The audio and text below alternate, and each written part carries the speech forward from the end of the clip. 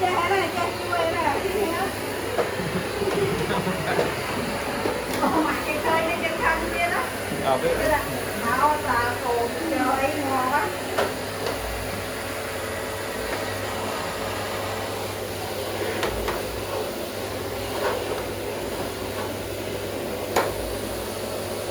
Sao còn nãy chưa?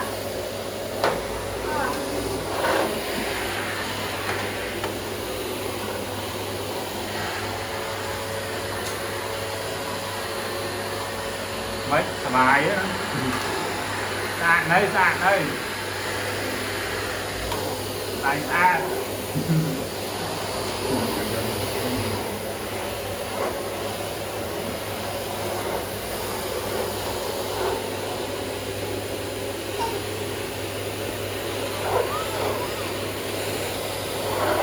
Thôi.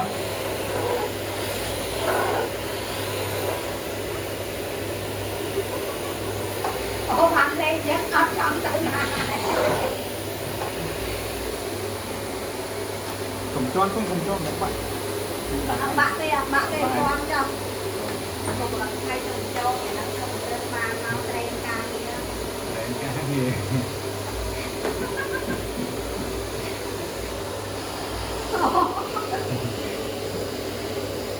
Không cho bà chim đang hot mà.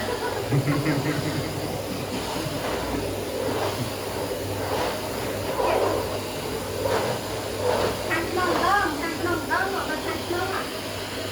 Ô thằng nông chứ không, thằng nông. Mà thằng nông đó mà. Ô lấy thằng nông.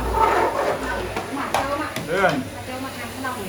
Mà càng như thằng nông đâu à. Nè, thế đó còn. Nhưng mà, nhưng mà. Kenapa?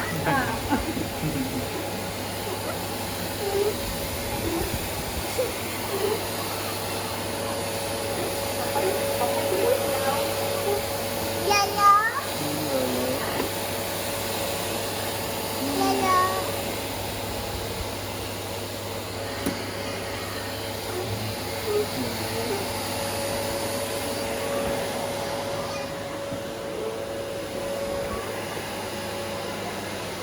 Con anh sẽ ca ba này, con anh chở rồi ba này, con anh. Hả? Rồi mình tính đặt cô Chở bán. rồi ba này, chở rồi ba này.